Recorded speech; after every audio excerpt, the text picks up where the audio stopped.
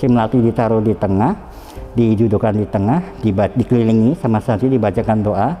Itu seperti orang kepanasan. Panas. Dia mencakar-cakar kulitnya sendiri sampai luka gitu. Ini ada sesuatu yang dia perbuat di situ apa? Nenek ini itu nggak suka kalau ada orang yang naik ke atas melakukan hal seperti itu.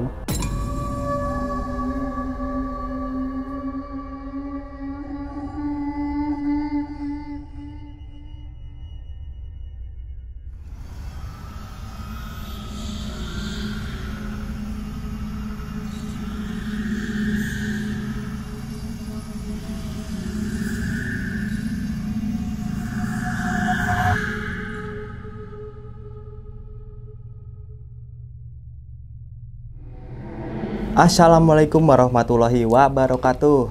Ya, teman-teman semua, di sini gue bakal gantiin Umang ya. Karena Bang Umangnya itu lagi sakit. Semoga Bang Umang cepat sembuh ya. Kita langsung sapa aja nih narasumber kita, yaitu Bang Putra. Ya. Bang, gimana kabarnya? Alhamdulillah baik. Baik ya Bang ya. Ya. Gimana perjalanan tadi? Alhamdulillah lancar, kalau agak macet sedikit lah. Macet ya, lumayan soalnya. Oke Bang, kali ini Bang Putra mau menceritakan kejadiannya saat di mana ini? Ini kejadian waktu masih kuliah ya, tahun 2008 di Gunung Panderman. Ini kita kisi-kisi dulu aja ya. Jadi waktu itu kita ada di Kelatsar Pecinta Alam tahun 2008. Jadi kita membawa 8 orang Taruna Baru rekrutmen lah ya untuk organisasi kita. Nah, 8 orang itu ada 3 wanita, 5 laki-laki. Nah, ada kejadian di luar nalar itu untuk 3 wanita ini nantinya di atas. Kita sebenarnya ada pengukuhan di situ kan untuk pecinta alam. Jadi kita membawa calon rekrutmen baru untuk regenerasi, karena kita yang udah semester 7 ke atas kan mau lulus tuh. Jadi nanti kosong biar regenerasi kita tuh ada tetap di situ di organisasi kita. Tanpa berlama-lama lagi, kita langsung aja mulai ceritanya. Ngopi horor segera dimulai.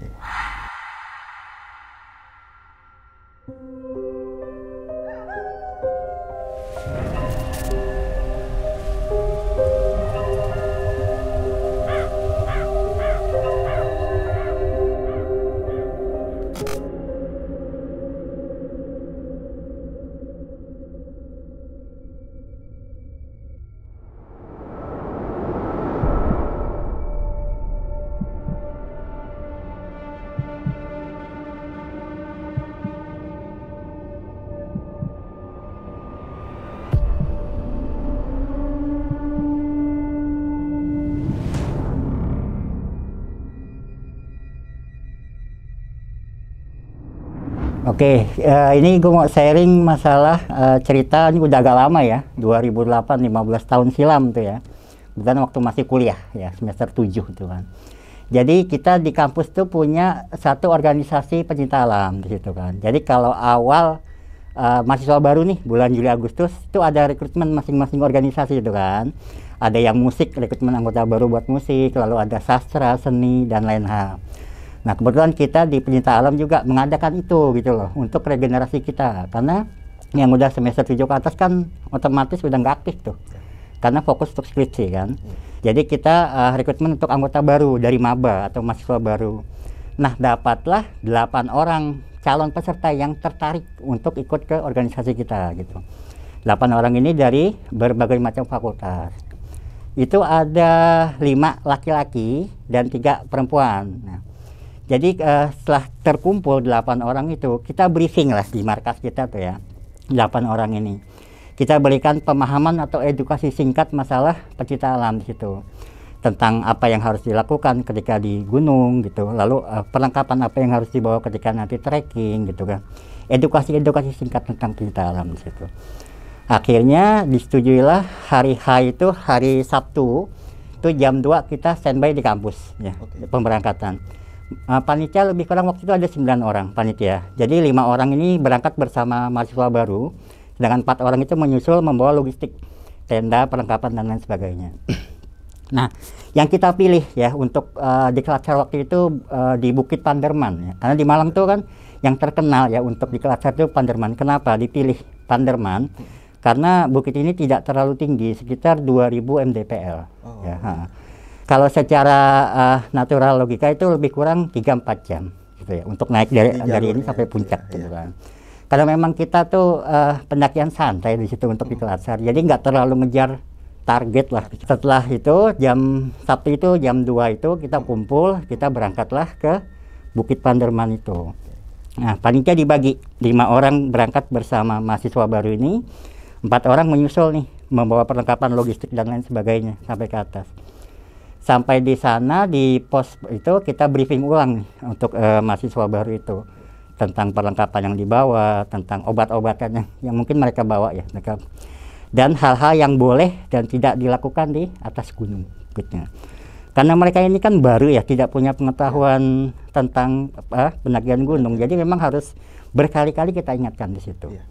Dari 8 orang ini 3 orang wanita ya, sebut saja Mawar, Melati, dan Kenanga lah ya. Ini excited sekali di situ untuk pendakian.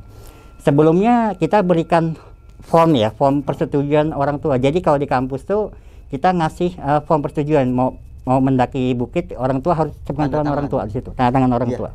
Nah, ternyata nanti salah satu ini, si 3 orang ini mereka tidak minta itu ke orang tua. Kita sudah berikan form itu, tolong tanda tangan orang tua, sepengetahuan dan sepersetujuan orang tua. Nah, 3 orang ini karena mungkin khawatir tidak disetujui loh, padahal mereka excited sekali untuk pendaki gunung, akhirnya tidak diberikanlah form itu.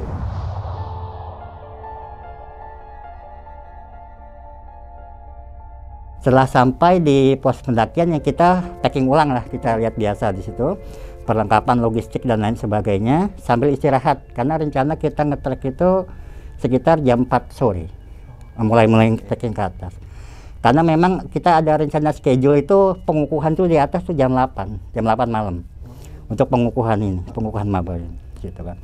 Nah, mulai dari jam 2 itu setelah sampai kita packing ulang di situ, kita kasih kesempatan mereka untuk istirahat.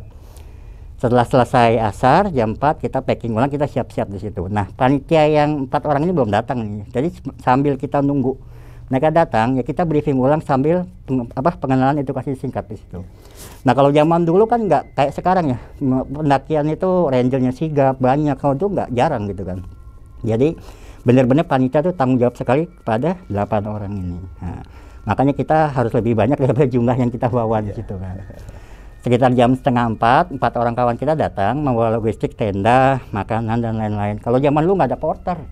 Oh iya. Iya, apalagi jalan angkat sekali lah zaman gunung dulu. itu kan jarang didaki dulu. Betul, seperti itu. Kalau sekarang udah enak, udah porter, terus pendakian juga udah jalurnya lebih enak.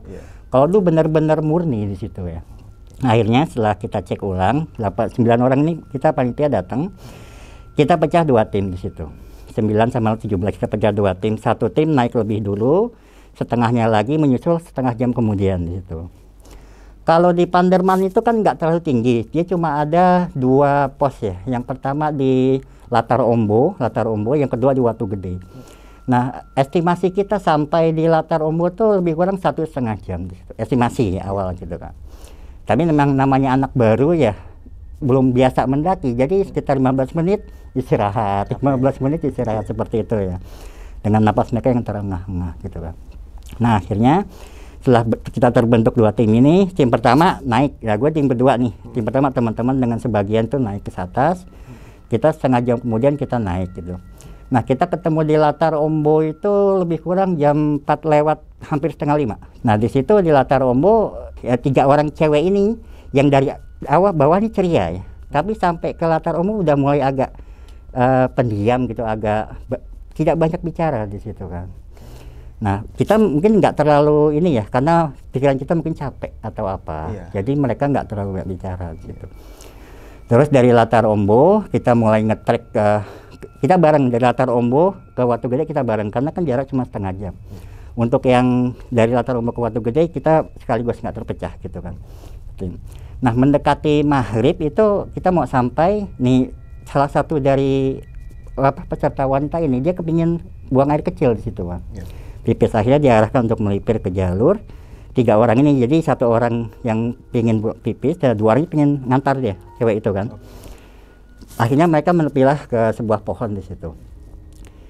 Setelah buang air kecil itu, mereka kembali, wajah mereka tuh pucat seperti nggak ada darah satupun, seperti habis melihat sesuatu yang menakutkan mereka di situ.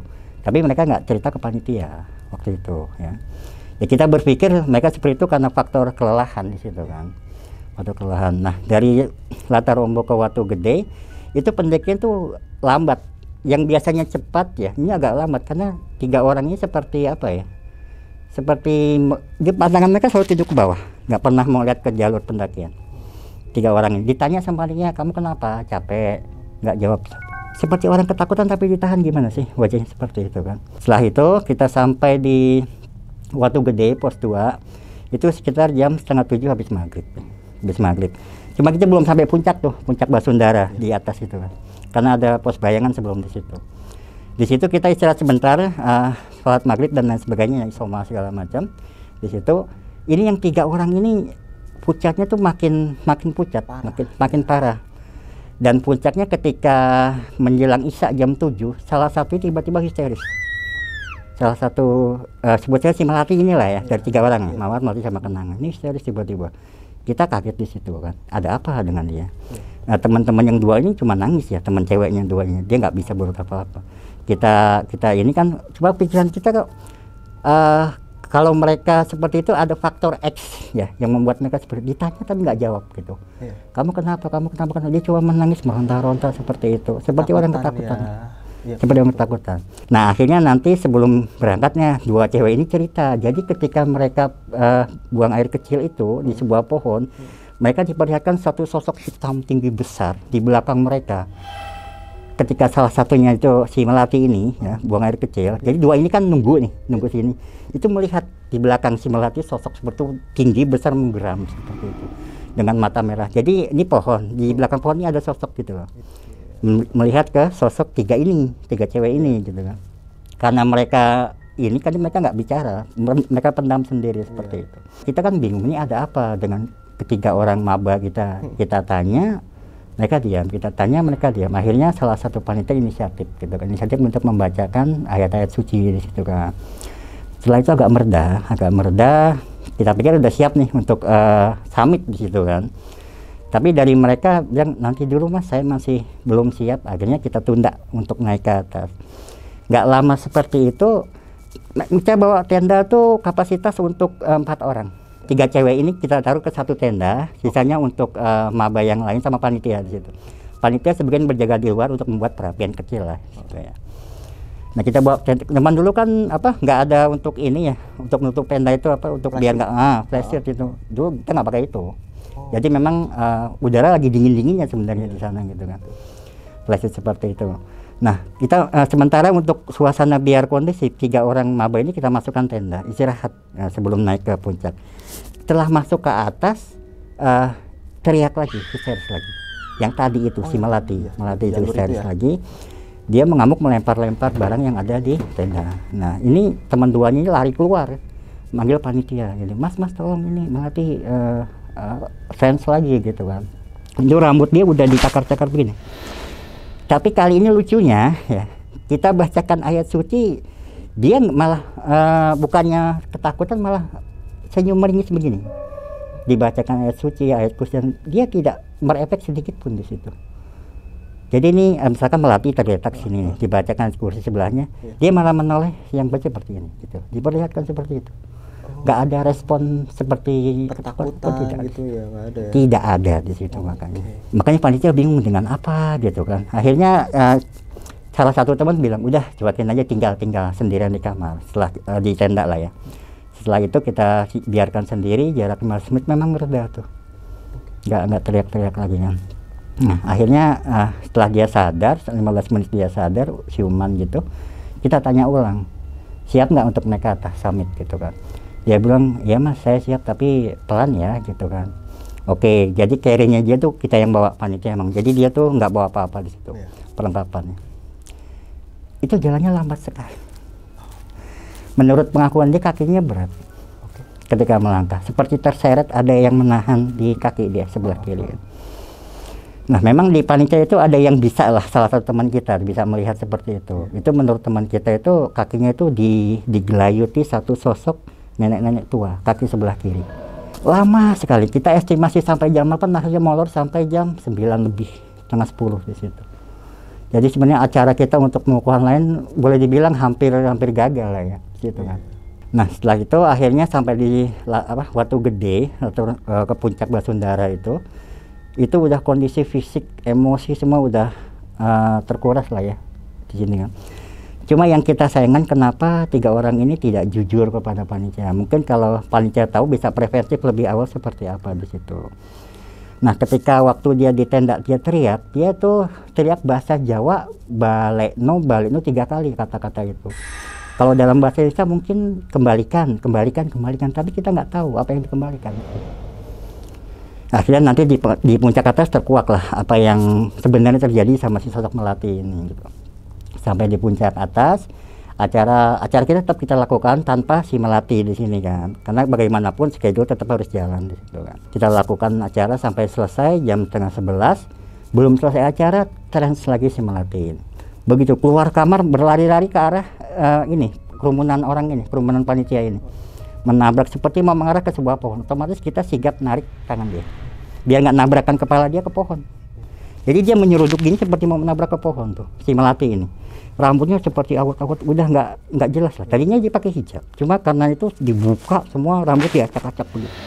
Tapi acara tuh akhirnya harus terhenti ya, acara pengukuhan kita di situ kan. Karena kondisi si Melati ini boleh dibilang drop parah di situ. Ya, karena memang waktu itu yang nge-track sini cuma rombongan dari kita ya, karena jadwal waktu itu cuma di grup kita aja, jadi tidak ada pendaki-pendaki lain itu nggak ada. Situ. Nah sampai di sana kondisi seperti itu, cewek-cewek yang 2 ini kan cuma nangis bisanya kan, nggak bisa bantu. Kita panitia juga bingung. Kalau kita tuh dilatih di pecinta alam tuh untuk survival di situ, bertahan di alam dengan cara hidup, harus makan jamur seperti apa, harus seperti apa. Tapi untuk nangani kondisi seperti itu kita nggak dilatih untuk seperti itu, belum siap gitu kan. Akhirnya si Melati ini ditarik, dibawa ke tengah, nggak dimasukkan ke tenda di situ, ke tengah dia tiba-tiba jatuh tergeletak si Melati. Nggak lama dia jatuh tergeletak, dia bangkit lagi seperti mata langsung melotot tajam tuh ke arah semua panitia tuh, dilihat satu-satu dengan tatapan satu, dimuter gitu satu-satu dilihat. Bicaranya seperti tadi, balekno. Akhirnya salah satu teman ini yang bisa hal seperti itu dikomunikasikan sama sosok ini. Apa sih yang harus dikembalikan, sampai akhirnya dia bicara seperti itu gitu. Jadi kalau di gunung kan suka ada bunga-bunga tumbuhan liar gitu ya, banyak. Si Melati itu ngambil potek satu buang, dan ada satu bunga yang dia ambil, dia masukkan di situ. Teror itu mulai berlanjut setelah dia melakukan hal itu. Kan kita nggak bisa awasi setiap peserta satu persatu kan. Betul. Dari awal kita udah briefing, edukasi, jangan merusak alam di situ, jangan istilahnya apa ya, kita mendaki trekking fokus untuk mendaki di situ. Nah mungkin namanya anak-anak maba baru ada bunga bagus ambil ya, dimasukkan, dicari di kiri dia ada satu bunga itu, bunganya warna biru putih, tengahnya putihan, atasnya biru, bagus bunga itu. Dicari, dikembalikan, apakah ini yang harus dikembalikan gitu kan. Si sosok Melati ini manggut, dia rambutnya seperti apa sih, diawet seperti nenek-nenek gitu loh, rambutnya awet-awetan begini panjang gitu, mengangguk 3 kali. Nah, akhirnya si panitia mau mengembalikan, tapi si sosok ini dibilang anak ini yang harus mengembalikan, bukan orang lain. Itu dengan kondisi Melati seperti itu, otomatis panitia bilang nggak bisa di situ kan. Itu di situ suasana udah riuh lah ya. Maba-maba kita juga bengong di situ, melihat kondisi seperti itu. Kenapa gitu? Karena kita emang nggak pernah memprediksi ada kejadian di luar nalar seperti itu ya. Karena memang dari awal kita rencana untuk trekking dan pengukuhan pecinta alam selesai, nggak ada apa-apa. Setelah dari sana nego antara ini teman gue yang bisa ini sama sosok ini, dia bilang tetap harus anak ini dia nggak mau orang lain, anak ini. Kalau sampai nggak dikembalikan, dia selamanya akan menetap di tubuh anak ini. Gitu. Akhirnya kita panitia diskusi ini gimana baiknya gitu kan. Kalau untuk malam itu otomatis nggak bisa karena hari udah larut sekali ya untuk malam untuk turun ke bawah kan. Akhirnya gimana?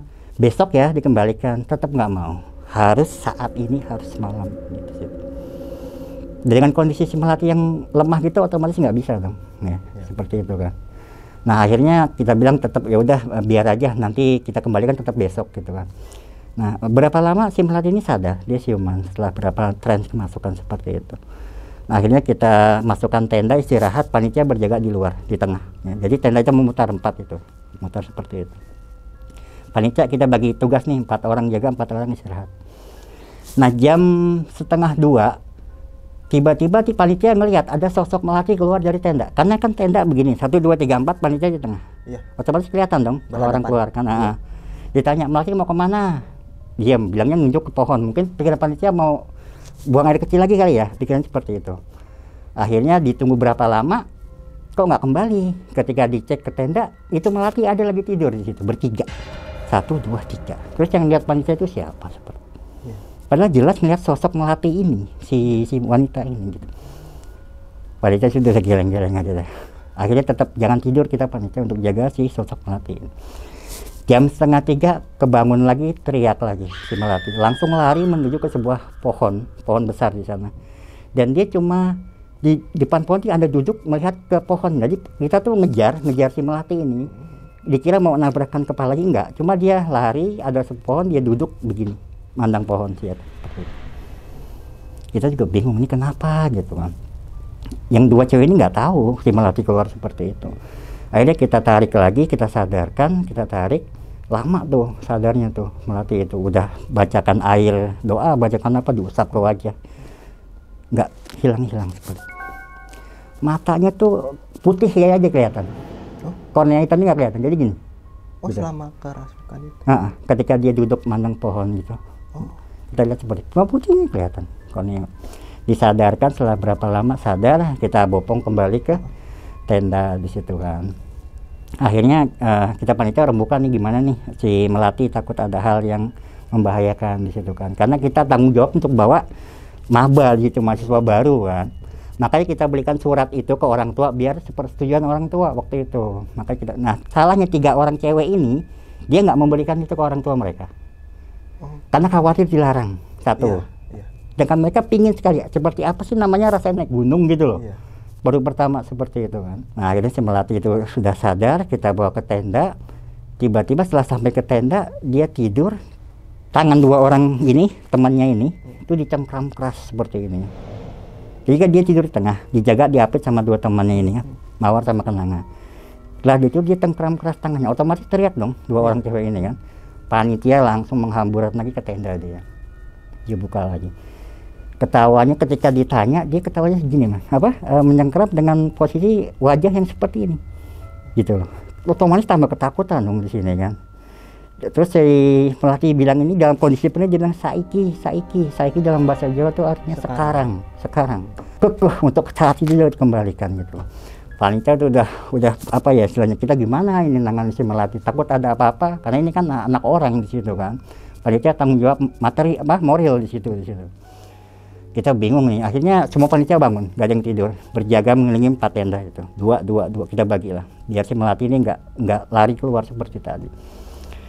Dipegang sepertinya lama nih, 10 menit baru dilepas. Jadi kita bacakan ayat kursi, kita bacakan surat macam-macam lah, lama 10 menit baru dilepas seperti itu. Di kondisi si melati itu sejak awal maghrib itu kan dia udah nggak mau makan, lemah seperti itu. Tapi ketika dia mencengkram ini tenaganya luar biasa. Sampai kita yang narik pun laki-laki itu nggak bisa, saking kerasnya. Menurut teman gue ini 1 orang ini, nenek-nenek itu masih hinggap di sosok melati ini. Dia minta seperti itu, saiki balik no gitu. Kita bingung, itu jam 2:30 pagi, bayangin. Kondisi kabut dingin udah mulai turun di situ kan. Kita bingung antara ini gimana bagi tugas antara maba yang lain dengan fokus ke melati di situ. Karena gimana pun mereka tanggung jawab kita juga kan. Nah ya teman-teman diskusi ini gimana, akhirnya kita marinya semua nggak tidur, semua terjaga, bangun, jaga ke 4 tenda itu, maba yang lain tidur. Mau menjelang pagi jam 3 itu suara cekikikan terdengar dari tenda wanita ini, si melati ini. Teman-temannya berhamburan keluar lagi, otomatis 2 orang gitu. Ketika kita masuk lagi ke tenda, ini udah bulan tadi mata tuh putih semua gini, nggak ada kelihatan hitam sama sekali. Akhirnya kita istilahnya apa ya, kewalahan nih gimana nanganin sosok melati. Kalau zaman sekarang enak, kita telepon ranger bawa atas naik. Zaman dulu belum ada sekali seperti itu kan. 2008 tuh masih pendakian lama. Ini gimana nanganin sosok melati? Kata teman gue yang bisa ini, tetap kita harus tunggu pagi. Kalau kita paksakan saat ini bahaya. Trekking ke bawah tuh gelap 1. Kalau sekarang udah ada headlamp, dulu kan nggak ada headlamp, cuma pakai senter manual seperti itu kan. Akhirnya kita sepakat tetap harus begadang nunggu si Melati sampai pagi.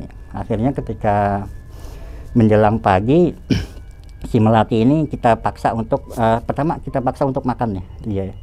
Walaupun sedikit kita paksakan biar ada tenaga buat dia turun di situ. Karena mau nggak mau kita nggak bisa ngandalkan ranger di bawah ya, dulu nggak ada seperti itu. Jadi otomatis teman-teman semua yang bahu-bahu nih gantian untuk memapah. Nah sampai ke pos Watu Gede yang kita mau turun ke bawah, si Melati tiba-tiba dia menghampiri batu itu. Jadi Watu Gede itu ada pelataran kecil dan ada satu batu besar di situ, di pos Watu Gede. Dia melari ke batu dan dia naik ke atas batu, langsung dungkuk begini seperti ini si Melati. Kita mikir ini anak lemes, tapi kenapa dia bisa lari lompat seperti itu gitu kan di Watu Gede itu. Dipanggil-panggil dia, akhirnya panitia mau nggak mau narik dia biar ini loh, biar turun dari batu itu kan. Kita tuh aneh, ini anak kenapa kondisi lemah tiba-tiba mampu berlari secepat itu dan naik ke atas. Ini agak tinggi ya, sekitar 1 meter lebih lah Watu Gede itu. Kita khawatirnya dia mau lompat seperti itu, makanya kita jaga-jaga bener nih si Melati ini. Teman-teman yang cewek itu udah nangis-nangis seperti itu, udah apa ya, aduh gimana gitu kan. Nah kita juga khawatir ada apa-apa sama Melati. Kita tanya waktu dia kesurupan itu, ditanyakan sama teman gue, bisa apa sih yang dikembalikan, dicari itu ada satu buah bunga berwarna biru, tengahnya putih tapi tangkainya itu biru di situ, cuma satu bunga warna biru. Di tasnya dia ternyata ada. Ini di mana saya harus kembalikan gitu, nggak jawab seperti itu. Ditanya sama teman cewek dua, ini si Melati metik bunga ini di mana? Gak ada yang tahu di situ. Makanya bingung ini kenapa dan harus gimana. Sedangkan jawaban dari sosok ini dia nggak jawab sedikit pun di situ. Akhirnya kita bingung gimana. Akhirnya kita istirahat dulu di Watu Gede sebelum turun. Kita diskusi ini gimana si Melati, karena mau ditandu pun nggak bisa. Kita nggak ada alat di situ. Mau dipapah pun agak terseok-seok ya seperti itu ya. Dua orang gantian lama di situ kan. Kita pulihin Melati dulu mau nggak mau nih biar dia bisa jalan turun ke base camp di situ kan. Dikasih makan nggak mau gitu loh, dikasih makan dia nggak mau. Dengan kondisi rambutnya masih tetap sama, digerai di acak-acak gitu loh. Kayak nenek-nenek tua gimana sih seperti itu. Pandangannya masih tetap kosong begini, ya ini putihnya aja, kornea hitamnya itu nggak ada. Semenjak dia kerasukan seperti itu tuh kelihatan putih gitu. Selama itu ya? Ya seperti itu. Panitia juga bingung ini harus apa dan seperti apa. Akhirnya dengan susah payah lah kita berhasil turun perlahan demi perlahan sampai ke latar Ombo. Di latar Ombo kita harus kembalikan itu, karena setelah itu turun ke base nggak mungkin kan kita kembalikan bunga itu. Ini simpel sih, cuma sebuah bunga tapi efeknya sampai seperti itu. Di latar Ombo akhirnya kita kembalikan itu, kita taruh aja dengan niat untuk mengembalikan apa yang sudah dipetik sama Melati. Dengan sebuah permintaan maaf jika memang apa yang dia lakukan itu salah menurut penghuni di situ gitu. Nah memang di gunung itu ya, bahkan gue bilang apa, orang yang tidak peka sekalipun tuh akan jadi peka karena saking banyaknya penghuni di situ. Memang tempat tinggal mereka juga semua di situ gitu. Dua orang cewek ini tidak peka tapi mereka mampu melihat sosok itu, karena auranya begitu kuat di situ.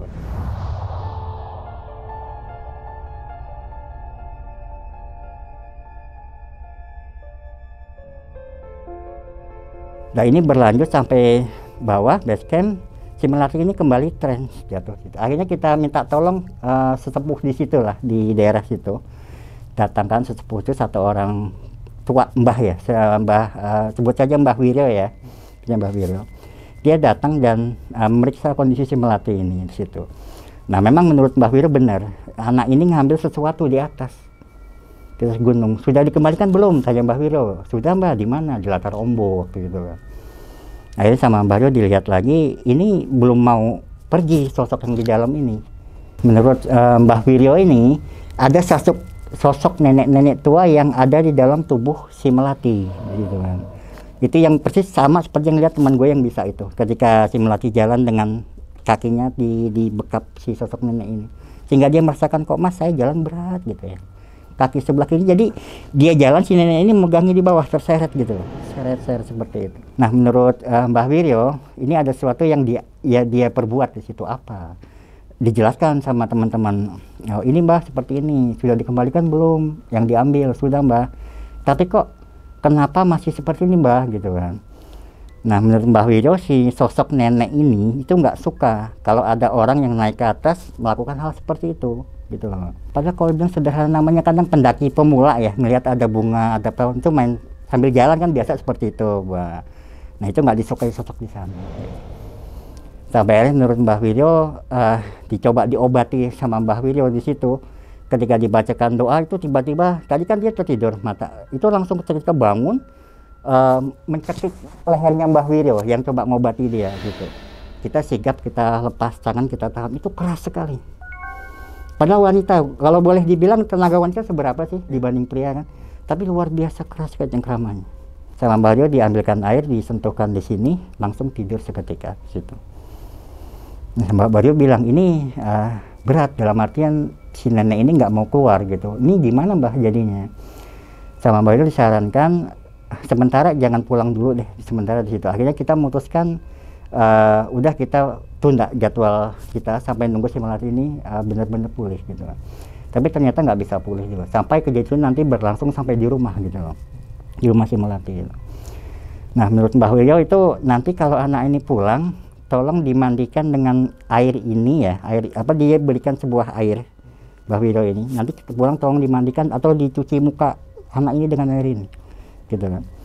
Dari perjalanan pulang dari atas kita sewa kendaraan akhirnya kan sampai ke bawah ke rumah. Ketika sampai di rumah otomatis orang tuanya kaget dong. Ini anak saya kenapa gitu kan. Orang tuanya kaget. Kita jelaskan gitu. Ini anak ini habis mengikuti acara pendakian gunung untuk di Kelatsar gitu. Orang tuanya nggak, kok saya nggak diberitahu. Nah itulah akhirnya terkuak kenapa tuh nggak diberikan kertas itu ke orang tuanya gitu. Otomatis orang tuanya agak sedikit marah kan di situ kan. Kita panitia dari awal udah berikan ke, tolong nanti berikan ke orang tua. Ya. Jadi pendakian ke atas tuh atas seizin dan sepengetahuan orang tua. Tapi 3 orang cewek ini nggak berikan. Ya namanya mungkin cewek ya, khawatir gini. Kalau minta izin mas, mas saya mau naik gunung gitu kan. Pasti kan orang tua khawatir. Oh nggak usah kamu. Sedangkan dia tuh excited sekali, pingin banget namanya naik gunung seperti apa sih gitu kan. Ya? Betul, bagi pemula lah. Nah akhirnya orang tuanya kita diinterogasi tuh 9 orang panitia itu bla bla bla bla bla bla. Otomatis kita punya tanggung jawab moral kan di situ kan. Kita coba untuk membantu menghubungkan yang bisa menyembuhkan Melati kepada orang tuanya. Kita bilang ini sudah Mbak Bu sudah dari sepuh di sana diberikan air ini, nanti tolong dibantu untuk dimandikan atau diusapkan gitu. Nah sampai di rumah tiba-tiba dia bangun lagi Melati dan langsung berlari ke dapur gitu loh. Dilempar itu piring, gelas, sendok semua dilempar semua. Akhirnya gaduh riuh suasana saat itu. Itu ketika kita sampai di sana. Orang tuanya kan nangis sudah seperti itu. Akhirnya kita coba ini nih sebagai bentuk tanggung jawab moral kita sama si Melati dan orang tua ini. 2 orang panitia kita taruh di rumah itu. Jadi bergantian nanti. Sambil nunggu untuk penyembuhan dan pengobatan si Melati kan. Nah menurut 2 orang teman gue yang tinggal di sana, malam harinya begitu juga. Jadi tengah malam semua pada tidur nih, tiba-tiba dia keluar ke dapur ngambil pisau. Untungnya 2 orang teman gue yang tinggal di sana itu sigap. Jadi nggak tidur mereka. Ketika Melati ke belakang diikuti sama mereka, diambil pisau seperti mau menyet begini. Langsung diambil pisau ditarik. Itu udah taraf membahayakan di situ. Akhirnya paginya kita bergantian 2 orang tadi ganti sama teman yang baru lagi. Kita datangkan ustadz dari kampus waktu itu kan, salah seorang ustadz untuk meruqyah si Melati ini. Ketika diruqyah anehnya gini, ketika dibacakan ayat kursi, si Melati ini seperti nggak berpengaruh gitu. Dibacakan ayat kursi dia seperti nengok seperti ini. Si Melati ke arah ustadz gitu tajam, dibacakan diusap seperti ini nggak pengaruh sama sekali. Melawan justru ya. Melawan justru. Sampai akhirnya ustadznya itu didorong sama di Melati. Cuma sampai terjengkal ya, seperti terjengkal. Akhirnya ustadz itu nggak mau meruqyah lagi setelah kejadian itu. Ayo kita coba nih gimana ya yang bisa membantu menyembuhkan si Melati. Ini benar-benar bentuk tanggung jawab moral kita di situ kan. Akhirnya kita cari info, kita cari ini ada seorang mungkin boleh dibilang orang pintar lah ya.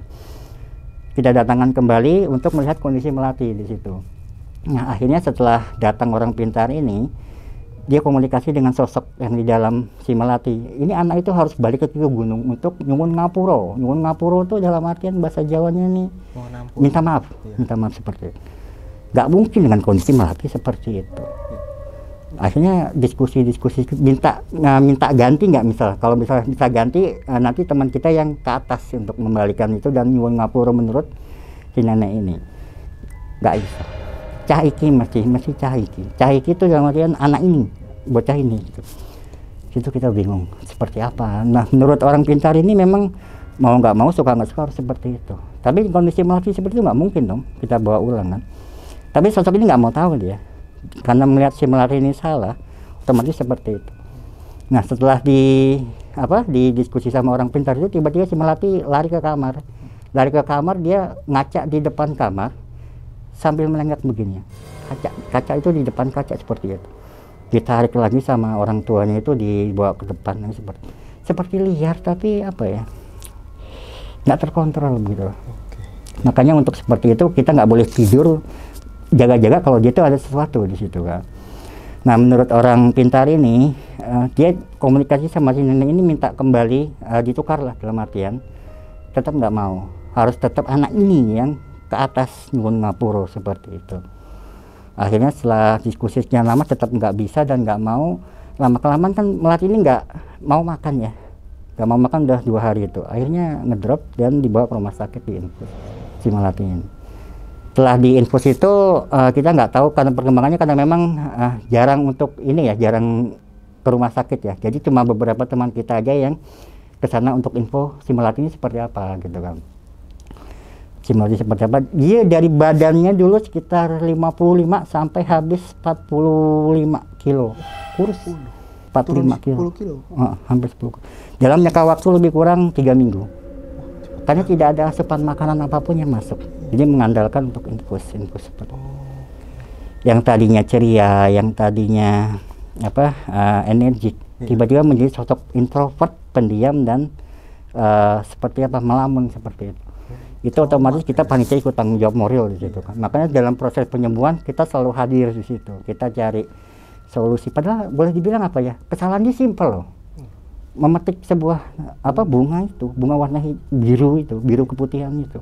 Tapi menurut sosok di sana itu milik kami, kenapa kamu ambil di situ? Dan itu pun tanpa izin di situ. Dan yang waktu si Melati pipis di pohon itu, ternyata kan ada sosok hitam itu. Dia pipis tidak membaca doa dan tidak permisi kepada sosok yang ada di situ. Sembarangan. Namanya mahasiswa baru loh, gimana sih? Dalam artian kita udah kasih edukasi, nanti di atas yang gini ya, tetap aja seperti itu. Beratnya seperti itu. Sampai akhirnya 45 kilo turun, menyedihkan. Ini tulangnya sudah kelihatan tulangnya ini ya. Tengkoraknya. Tapi menurut analisa dokter tidak ada sakit apapun di situ. Jadi tidak ada sakit kayak tipes, itu nggak ada. Cek darah semua normal, bagus. Tensi darah bagus. Sama dokter akhirnya disarankan udah perawatan di rumah waktu itu kan. Cuma orang tua tetap saya mau tetap di rumah sakit. Karena untuk penanganan medis di rumah kan nggak ada yang paham seperti itu kan. Kita juga panitia sebagai bentuk solidaritas ya, dimanapun kita tetap dampingi selama proses pengobatan si Melati ya. Karena gini, dia bingung gini, kita panitia udah memberikan surat edaran sebenarnya ya, kepada kalau sosok Melatinya ini nggak mau ya, bukan salah kita juga dong. Tapi bentuk tanggung jawab moral kita, akhirnya ya mau nggak mau ini juga karena grup kita, ya udah akhirnya kita dampingi gitu. Setelah hampir 1 bulan dirawat tidak berkembangan, dikembalikan lagi ke rumah akhirnya, rawat inap di rumah. Ketika di rumah malah lebih parah lagi. Ketika di rumah sakit mungkin hanya kejang-kejang seperti itu aja, dikasih obat penenang. Ketika kejang kasih obat penenang. Di rumah lebih histeris lagi, kaca kamar dia dihantam dengan tangan sampai pecah, dipukul, dan dia merasa kesakitan sosok Melati ini. Kita juga kasihan sebenarnya, ini anak ini apa karena gara-gara kita ajak untuk acara trekking seperti itu. Kasihannya gini, ini anak nggak salah apa-apa sebenarnya kan. Walaupun dia bersalah karena ketidaktahuan dia di situ. Nah, kita udah tawarkan oleh orang pintar ini, kita yang kembalikan itu dan kita yang nyuwun ngapura ke sana. Tapi sosok di situ nggak mau. Karena yang salah cah iki gitu. Akhirnya lama-lama pengobatan didatangkan lagi sosok yang lebih orang kita yang lebih ini, sosok seorang kiai besar ya, seorang kiai besar di daerah itu. Nah, alhamdulillah melalui sosok dia perkembangan Melati sedikit demi sedikit mulai ada perubahan membaik di situ kan. Tapi sosok nenek ini masih belum hilang total dari tubuh si Melati ini. Kadang kalau malam itu suka tiba-tiba bangun sendiri dan keluar pintu kamar atau rumah, dia cuma berdiri dan duduk memandangi kegelapan di depan rumah dia. Seperti itu. Nah, orang tuanya juga istilahnya udah bingung, pusing ya. Ini anak saya kenapa sebenarnya? Dahulu ini Melati sosok yang energik, yang periang, yang anak sebaya itulah, anak sebaya maba 18 tahun seperti apa sih? Banyak teman, tapi setelah kejadian seperti itu jadi pemurung, benar-benar pemurung total. Luar biasa. Ya. Akhirnya lama-lama perkembangan itu ada perkembangan baik sampai terakhir itu pengobatan Kiai itu dia mengumpulkan jamaahnya Kiai. Itu yang terakhir yang kita tahu ya, mengumpulkan jamaah di rumahnya Melati ini kita diadakan satu zikir akbar situ. Si Melati ditaruh di tengah, didudukan di tengah, dikelilingi sama santri, dibacakan doa. Itu seperti orang kepanasan, panas sambil menggaruk-garuk. Dia mencakar-cakar kulitnya sendiri sampai luka gitu, luka seperti itu. Sampai akhirnya dipegangi tangannya seperti itu, panas sama kayak itu. Akhirnya disiramkan air, dimandikan. Memang nggak mudah ya pengobatan seperti itu, nggak bisa langsung simsalabim sembuh gitu. Bertahap. Tapi alhamdulillah setelah kejadian itu mulai membaik, mulai mau makan, mulai mau istilahnya mengembalikan keceriaan seperti dulu. Setelah itu, setelah dia udah mulai psikisnya sudah hilang pengaruh negatifnya, dikembalikan, dibawa untuk psikologi ke psikolog lah Melati sama orang tuanya. Akhirnya pengobatan secara medis dilakukan secara bersamaan. Puji syukur alhamdulillah akhirnya kembali seperti semula. Perlahan demi perlahan, perjuangan itu nggak mudah. Sekian bulan perjuangan itu, si Melati perlahan demi perlahan dia bisa kembali seperti semula. Nah, pesan gue juga gini ya, buat mungkin anak-anak baru yang pertama kali muncak gitu ya. Kadang kita memahami gunung indah, memang indah gunungnya, tapi jangan dirusak keindahan itu dengan sifat iseng kita gitu kan. Anak-anak zaman sekarang kan gitu, kalau muncak trekking kan, wah bagus, putik. Itu rusak. Kadang jalan sambil ini makan wafer buang seperti sembarangan. Itu rumah mereka, rumah makhluk-makhluk. Kayak kita gini, kita punya rumah ada orang buang sampah depan rumah kita di mana? Betul. Nah, Pasti cuma marah. bentuk pembalasan makhluk itu kan kita nggak tahu seperti apa. Makanya perjalanan panjang si Melati ini mudah-mudahan bisa jadi pengalaman yang bisa diambil sisi baiknya lah di situ kan. Serendah apapun sebuah gunung, dia tetap sebuah gunung. Kita nggak tahu kekuatan alam seperti apa di situ. Jadi buat anak-anak baru nih ya, yang punya minat untuk pendakian gunung, mendakilah dan jangan tinggalkan apapun kecuali jejak kita. Sampah tuh harus dibawa pulang lagi. Terus apapun ya, jangan merusak alam di situ. Walaupun lu cuma metik sebuah dahan, walaupun lu cuma metik sebuah tangkai bunga, jangan kalau. Dan nggak bakal tahu kalau misalkan ada efeknya. Iya kan? Seperti itu. Sampai akhirnya ya nenek-nenek ini ikut sampai rumah gitu. Sampai rumah. Dan itu perjuangan penyembuhan dia nggak sebentar, berminggu-minggu. Dengan medis, dengan non medis itu luar biasa makanya. Efek sebenarnya apa? Perbuatan simpel tapi hasilnya efeknya luar biasa. Luar biasa sampai dan melibatkan banyak orang, merepotkan banyak orang. Iya, dari orang tua, keluarga, medis, non medis, panitia semua otomatis. Makanya dia bilang apa ya? Gunung itu indah, tapi di balik indah itu ada sisi yang lo nggak tahu di situ. Maka hati-hatilah di situ. Karena kan tipikal gunung itu juga berbeda-beda ya. Betul, tiap gunung punya ciri khas karakter masing-masing. Betul, gitu, budayanya kayak apa, ya kan? Urban legendnya kayak apa dulunya, betul, ceritanya seperti apa. Makanya jangan sembarang. Ya intinya ketika lu pemula, lo ikuti senior lu lah. Apa kata senior lu ikutin di situ. Ibaratnya seperti itu. Edukasi yang diberikan lu pegang di situ. Karena senior lu otomatis dia pernah naik lebih dari 1 kali kan. Dia lebih tahu tentang karakter gunung. Makanya ikutin seperti itu. Dan kita nyarankan sebenarnya yang baik di situ kan, bukan yang nggak baik. Ya mudah-mudahan sekelumit kisah ini bisa jadi pelajaran buat teman-teman nih yang pemula. Serendah apapun gunung jangan diremehkan gitu loh. Apalagi izin orang tua ya Bang. Betul. Itu kita udah berikan tapi nggak diberikan ke orang tua, itu bukan salah kita sebenarnya. Akhirnya yang repot orang tua juga kan di situ kan. Janganlah teman-teman semua, kalau bisa izin dulu sebelum naik. Pemberitahuan dulu, dikasih tahu misalkan di gunung begini, nanti sama siapa aja gitu ya kan, pasti diajarin lah ya Bang. Betul. Ya. Minimal yang udah pernah naik gunung gitu. Iya, senior. Kalau bagi yang pemula gitu, jangan pemula semua. Betul. Aduh itu repot banget pasti. Oke, teman-teman semua, mungkin itu udah cukup ya. Kisah cerita dari Bang Putra, banyak pelajarannya banget untuk pendaki-pendaki pemula ini yang misalkan masih ada yang asal-asalan, jangan deh Coba dulu dipersiapin dulu kelengkapannya ya Bang ya. Iya.